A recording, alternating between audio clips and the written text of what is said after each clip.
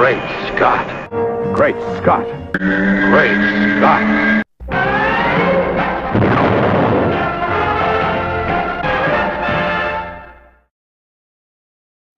Hello everyone, and welcome to another episode of Great Scott. I'm Scotty V, and thanks for watching.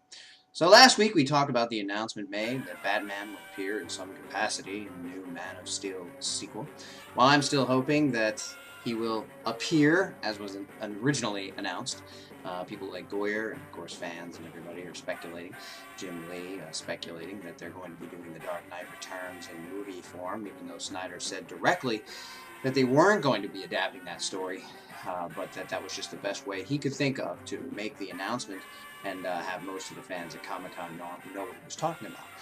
This week I wanted to kind of suggest that should Superman and Batman have a versus match, and like in The Dark Knight Returns, Batman should somehow get the better of Superman, whether it be through the use of an Iron Man type suit with kryptonite, or whether it be in his tights and he just somehow can punch Superman and everything's okay, and he can somehow outmatch him in speed, outmatch him in wits, outmatch him in fighting, outmatch him in strength, and somehow kill the unkillable when you're talking about a human being trying to fight someone with the powers of Kryptonian under the yellow sun, ultimate speed, ultimate strength, invulnerability, measured or not, shouldn't be able to happen. I've complained about this for years, and yeah, maybe I'm sounding like one of those whiny fanboys who doesn't like what they do in comics or whatever, but it doesn't make sense. And you're talking about, I know you're talking about comic books, and I know people say, well, comic books don't make sense. Don't try to make sense out of comic books. It's fiction. They can do whatever they want, and that is true. But for me to buy it, and for many people that I know to buy it, it's got to make some sort of plausible sense within the realm that they've set up. We know that a man can dress as a bat and run around fighting street hoods. We know that a man can dress up with a Kryptonian symbol for hope on his chest and take out an entire battalion of other Kryptonians who have the same powers he does, and then fight their leader one-on-one, their leader who was trained as a highly capable battle figure and has battle training, and the upper hand that Superman of course had in Man of Steel was that he had his powers for much longer than Zod and crew had. But I guess what I'm trying to say here is, doesn't it shred apart the plots of both the Dark Knight trilogy, which assumedly won't be connected since Nolan and Bale don't want to revisit that world? So we're going to get a new Batman. I assume it'll still be Bruce Wayne. I think that people would be up in arms if it wasn't, and I personally would rather it be Bruce Wayne. Bruce Wayne is Batman to me, just like I never want to see a movie where someone else is Spider-Man, Ben Reilly or something like that. I don't want to see a movie where someone else is Batman. And of course, we're in the modern world. We're in the now setting, not in the future as Dark Knight Returns would have been. And we're in a world where Superman doesn't really trust the government, and he hasn't been given reason to, and they don't trust him. So I don't see how we would make the leap from a guy who has told the government straight out, you're not going to control me, you never will, but I'm not your enemy, and you're not going to find where I live. I've just destroyed your $1 million satellite, 5 million or whatever it was. He's not suddenly going to be in the pocket of a Reagan-like president and suddenly just do whatever he says and naively run around doing small tasks and large tasks for the government when suddenly Batman has to step in and put him back in his place. If someone was going to put him back in his place, I would say that it should never be Batman, but I know it's been done, and I know most times if we added them up, Batman probably has come out on top in the comics, and most of the Batman fans will say, but Scotty, he has ultimate training. He's a strategist. He's smarter than everybody. I still don't buy that he should be smarter than everybody, and I also never have bought the brains against bronze defense, even when you're talking about Lex Luthor in a battle suit fighting Superman, because Superman also has brains. He's an investigative reporter. He has searched out stories. He has solved mysteries. He has found clues. He has super hearing, super smell, super sight. So he should be able to seek out hidden things better than just about anybody. And I understand Batman is the world's greatest detective, and that's okay. And I'd actually like to see a movie where he's doing that, which we haven't yet seen. Most of the time, he's kind of portrayed as a dumb guy who has a suit and can fight. There were some detective things in the Dark Knight trilogy, a couple of things he figured out, but mostly he wandered into situations where people got the better of him because he was naive or stupid, and that's completely against what Batman fans are supposed to think of their character, so I'm not sure why people weren't upset about that. But why do I have General Zod here in the middle? Why did I have him there last week? Well, the point that I put him there because I wanted to talk about how it messes up the entire internal consistency of not only the Dark Knight trilogy, but Man of Steel, which presumably we're now not going to get a sequel or a trilogy, but instead we're going to get a world's finest type of situation where they are either, hopefully, at contention when they first meet, just through, they don't agree with each other, but not that they are going to come to physical blows, because that, I think, again, would be silly. But it looks like we're just going to jump right over any further Man of Steel sequels in order to get to these team-ups. And while I understand it as a business decision, and it makes complete sense, because people wanted to see this for years, people have wanted to see a Justice League movie for years, Marvel has done it now, and Avengers was very successful and also very good. I loved it.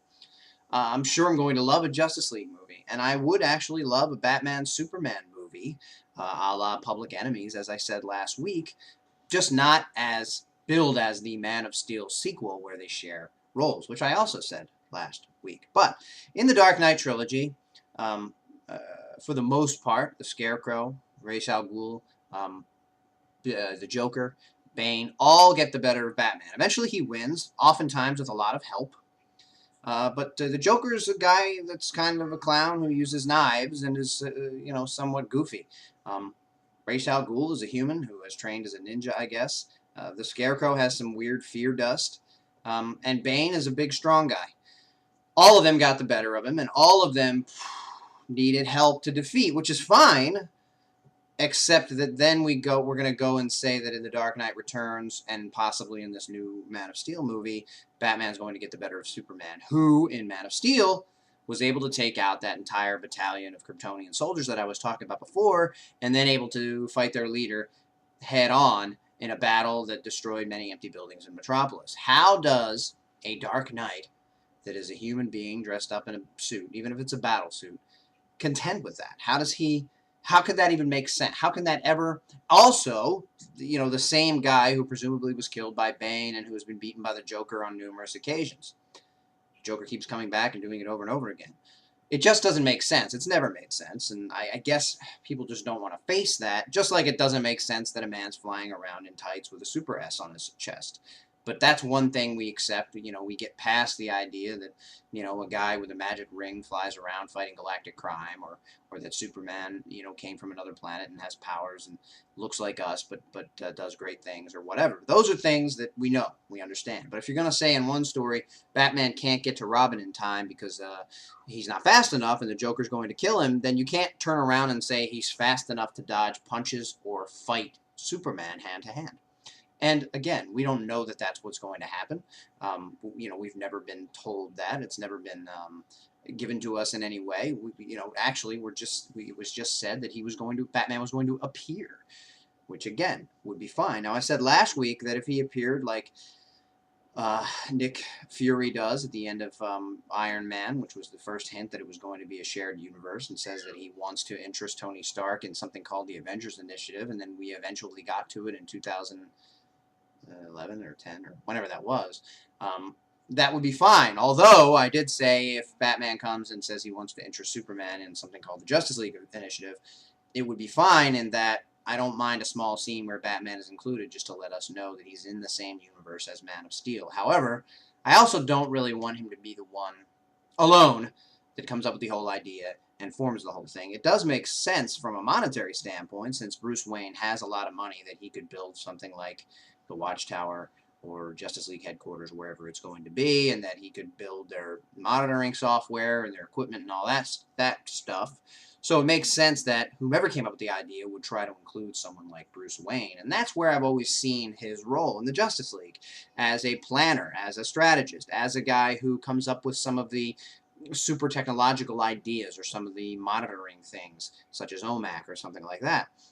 Not in the field punching Darkseid in the face. It's funny on a show like Batman Brave and the Bold. It's goofy, but it's not sensical. It doesn't make sense at least not to me. And I realize that, like me with Superman, I want him to be the leader, the best, the first, the inspiring, all that stuff. I'm sure that people who are bigger fans of Batman than they are of Superman feel the same way. But from a logical standpoint, whether you're a fan of one character or another, it never makes sense that a guy that's a human with some money should ever be able to stand up to a guy who, took down the Kryptonian army and fought General Zod hand to hand and finished him off.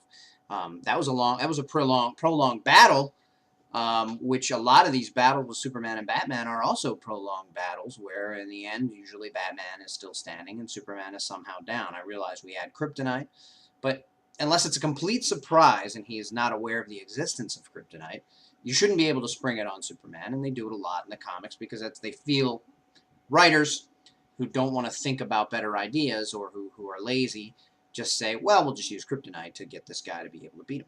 And I understand there are characters like Metallo, whom I love, if he's, I'd like to see him in a movie, is powered by kryptonite, but he also has great strength. He's a cyborg, and he can battle him. He has beams and things. And he's sent there usually by a greater force, like Lex Luthor, somebody who does have a lot of money at his disposal and is also very intelligent.